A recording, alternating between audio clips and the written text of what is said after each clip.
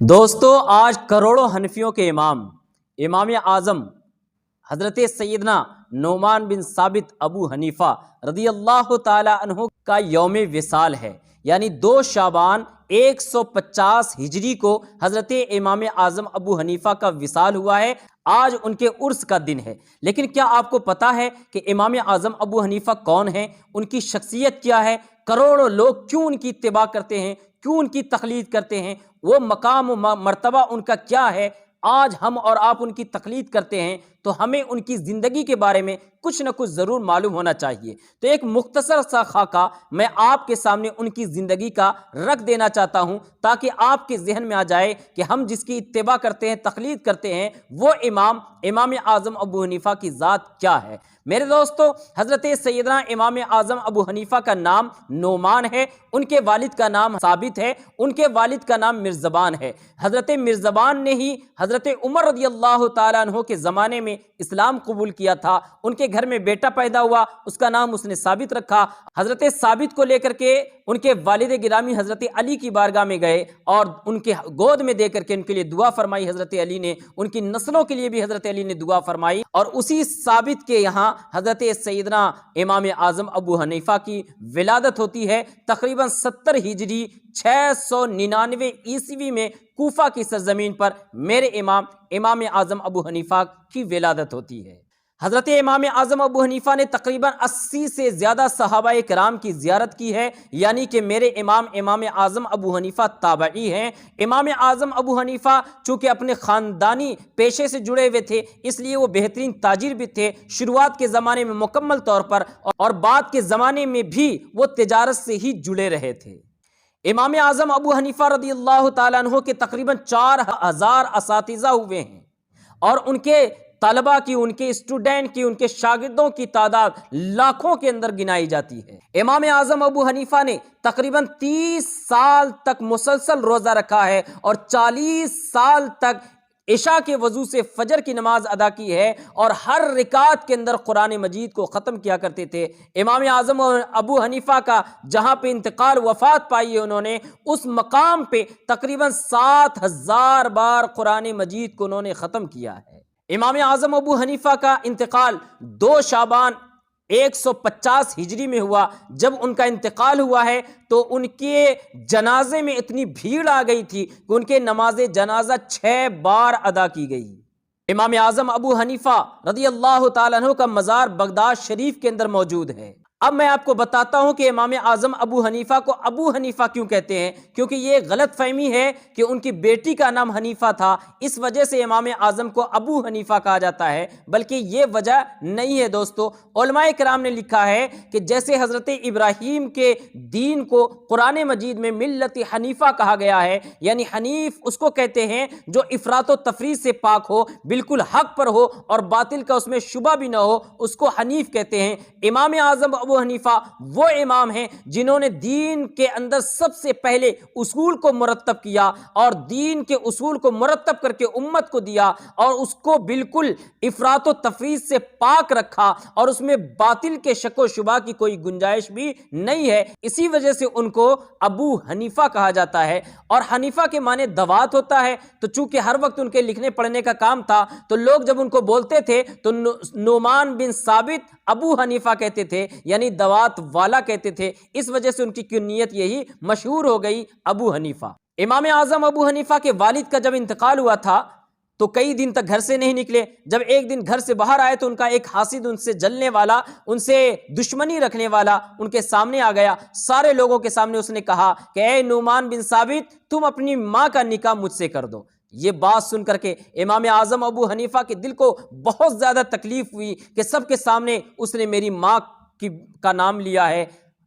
بہت غصے میں تھے، لیکن صبر کیا، کیونکہ شریعت کا مسئلہ ہے کہ نکاح کا پیغام کوئی بھی دے سکتا ہے۔ امام اعظم ابو حنیفہ نے صبر کیا، اور کئی بار اس کے بولنے کے بعد جواب دیا کہ میری ماں ابھی عدت میں ہے، جب وہ عدت گزار لے تو تم نکاح کا پیغام بھیجنا، اگر وہ چاہے عاقلہ اور بالغہ ہے، اگر وہ چاہے تو تم سے نکاح کر سکتی ہیں، مجھے کوئی اعتراض نہیں ہے۔ امام اعظم ابو حنیفہ یہ کہہ کے آگے بڑھے، ان کی آنکھوں میں آنسو آ گئے، پیچھے لوگوں کی شور کو سنا، پکار کو سنا، تو پلٹ کر کے دیکھا لوگوں نے کہا کہ اے ابو حنیفہ تم نے کون سی بد دعا کی کہ یہ شخص تڑپ تڑپ کر کے یہیں پہ مر گیا؟ امام اعظم ابو حنیفہ نے کہا کہ شاید اس نے سمجھا تھا کہ میں کوئی لاوارث ہوں، میرے صبر نے اسے مار دیا ہے۔ دوستو، دشمنوں کو مارنے کے لیے ہتھیار کی ضرورت نہیں ہوتی ہے، بلکہ کئی بار صبر بھی آپ کا دشمن کو مار دیتا ہے۔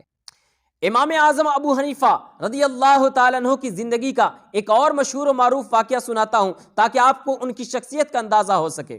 ایک دہریہ تھا، بڑا مشہور تھا، وہ یہ کہتا تھا کہ اس دنیا کو بنانے والا کوئی نہیں ہے، اس دنیا کو چلانے والا خدا نہیں ہے، بلکہ یہ خود بخود چل رہی ہے، یہ زمین، یہ آسمان، یہ نظام کائنات، سورج، چاند، یہ سب اپنے حساب سے چل رہے ہیں، کوئی اس کا خدا نہیں ہے۔ امام اعظم ابو حنیفہ نے اس کو مناظرے کا چیلنج دیا، ڈیبیٹ کا چیلنج دیا، اور ایک میدان میں مناظرہ طے ہو گیا۔ امام اعظم کے ماننے والے بھی اس میدان میں ہیں، دہریہ کے چیلے چپاٹے بھی اسی میدان میں ہیں، اور امام اعظم ابو حنیفہ نے جان بوجھ کر کے اس میدان میں آنے سے لیٹ کر دیا، دیر سے پہنچے۔ ادھر دہریہ نے چلانا شروع کر دیا کہ دیکھو اتنا بڑا امام ہو کے میرے مقابلے میں آنے سے ڈر گیا۔ ابھی وہ چلا ہی رہا تھا، بول ہی رہا تھا کہ اتنے میں امام اعظم اس میدان میں پہنچے، اور امام اعظم جب اسٹیج پہ گئے، اس دہریہ نے کہا کہ آپ اتنے بڑے امام بنتے ہیں اور آپ نے وقت کی پابندی نہیں کی۔ تو امام اعظم نے کہا کہ میں آ رہا تھا، راستے میں ایک دریا ملا ہے، مجھے وہ پار کرنا تھا، کوئی کشتی نہیں تھی، میں نے انتظار کیا، میں انتظار کر ہی رہا تھا کہ میں نے دیکھا کہ ایک درخت ہے، وہ خود بخود کٹتا ہے، وہ خود بخود چھلا جاتا ہے، خود بخود اس کے تختے بنتے ہیں، پھر وہ تختے خود بخود جڑتے ہیں اور کشتی بن جاتے ہیں، پھر وہ کشتی میرے پاس خود بخود چل کے آتی ہے اور میں اس پہ بیٹھ جاتا ہوں، وہ کشتی خود بخود چل کر کے مجھے اس پار پہنچاتی ہے، لہٰذا اس چکر میں مجھے تھوڑا لیٹ ہو گیا۔ دہریہ نے چلایا جوش میں کہ دیکھو اتنا بڑا امام ہو کے جھوٹ بولتا ہے۔ اس نے کہا اس میں جھوٹ، حضرت امام اعظم نے کہا اس میں جھوٹ کی کیا بات ہے؟ تو اس دہریہ نے کہا کیا کوئی کشتی خود بخود بن سکتی ہے؟ کوئی کشتی خود بخود چل سکتی ہے؟ درخت خود بخود کٹ سکتا ہے؟ تو امام اعظم نے کہا جب کشتی بغیر بنانے والے کے نہیں بن سکتی، کشتی بغیر چلانے والے کے نہیں چل سکتی، اگر کوئی درخت بغیر کاٹنے والے کے نہیں کٹ سکتا، تو یہ نظام کائنات بھی بغیر چلانے والے کے نہیں چل سکتا، یہ دنیا بھی بغیر بنانے والے کے نہیں بن سکتی۔ وہ دہریہ منہ دیکھتا رہا اور وہ مناظرہ ہار چکا تھا۔ یہ دیکھ کر کے، یہ سن کر کے وہاں پہ اس کے جتنے بھی چیلے چپاٹے تھے سب نے امام اعظم کے دست حق پرست پر توبہ کی اور اللہ کے اوپر ایمان لایا اور سب کے سب مسلمان ہو گئے۔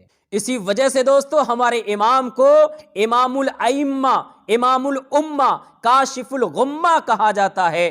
اتنے بڑے امام، اتنے متقی، پرہیزگار، اتنے عالم باعمل اور اتنے جید فقیہ کہ ان جیسا فقہ کا علم رکھنے والا ان کے بعد کوئی پیدا نہیں ہوا ہے۔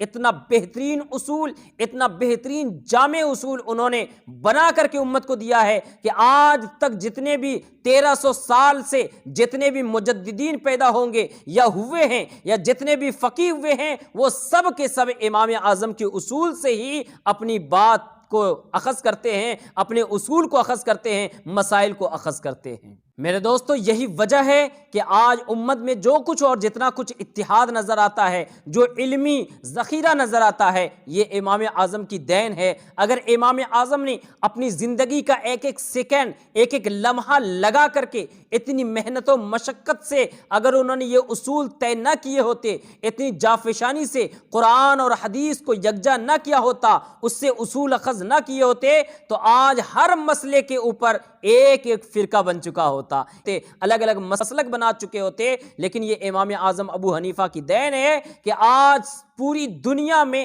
80% سے بھی زیادہ مسلمان امام اعظم ابو حنیفہ کے مسلک پہ چلنے والے ہیں۔ امام شافعی، امام مالک، امام احمد بن حنبل، یہ تینوں مسلک بھی حق ہیں، لیکن یہ سب کے سب کہیں نہ کہیں امام اعظم ابو حنیفہ کے شاگردوں کے شاگردوں میں آتے ہیں۔ حضرت امام ابو یوسف، حضرت امام محمد، حضرت عبداللہ بن مبارک، اور اس طرح کے نہ جانے کتنے قاضی ہوئے ہیں، جتنے بہت سارے علماء ہوئے ہیں، بہت سارے ائمہ ہوئے ہیں جو امام اعظم ابو حنیفہ کے شاگرد ہیں اور اپنی شاگردی پر ناز کرتے ہیں کہ انہوں نے امام اعظم ابو حنیفہ کا زمانہ پایا ہے۔ تو دوستو آپ نے سمجھ لیا، میرے امام اعظم ابو حنیفہ کا نام نعمان بن ثابت ہے۔ ان کی ولادت سن 70 ہجری اور 699 عیسوی میں ہوئی ہے، اور 2 شعبان 150 ہجری کو ان کا انتقال ہوا ہے۔ حضرت سیدنا امام اعظم ابو حنیفہ کی روح پہ کروڑوں رحمتیں نازل ہو، اللہ ان کے درجات میں بلندی فرمائے، اور ہم سب کو ان کے نقش قدم پر چلتے رہنے کی توفیق عطا فرمائے۔ میرے دوستو، میری گزارش ہے، اگر آپ نے چینل کو سبسکرائب نہیں کیا ہے تو آپ میرے چینل کو سبسکرائب کر دیں اور بیل آئیکن دبا دیں، تاکہ جو بھی ویڈیو ڈالیں پہلے آپ تک پہنچے۔ السلام علیکم ورحمۃ اللہ وبرکاتہ۔